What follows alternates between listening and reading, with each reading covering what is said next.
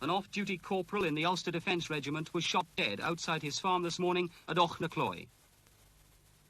Mr. Frank Cadw, aged 24, was pulled from his tractor and shot twice in the head. The gunman escaped over the border at Monaghan, just 2 miles away. Their stolen...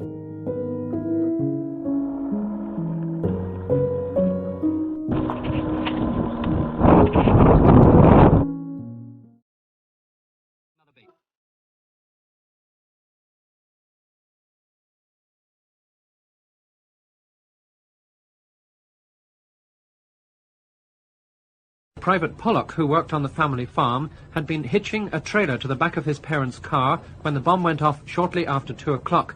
The device had been attached underneath the trailer, which was left at the farm overnight at the end of a laneway. The mother, she got out of the motor, went round to the rear of the car, but couldn't see the young lad.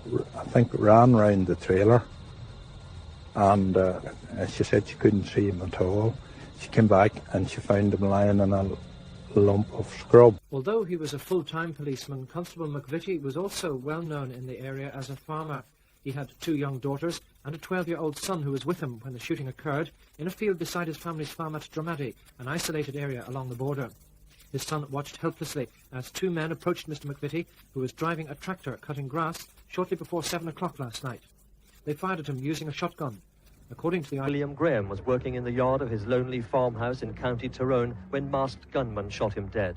He had a boy of 3 and a baby daughter. Victim, who was in his early 50s, had been attending an auction of farm stock and machinery, which began around midday at Terrow, about 2 miles from the village of Derrylin. Nearly 100 people attended the sale, but the part-time UDR man was alone when he returned. Cyrus Campbell owned a small farm near Ochnacloy, just off the main Dungannon-Ochnacloy road. Every morning he drove from his home, where he lived with his mother, who's in her 80s, to feed cattle in a nearby field.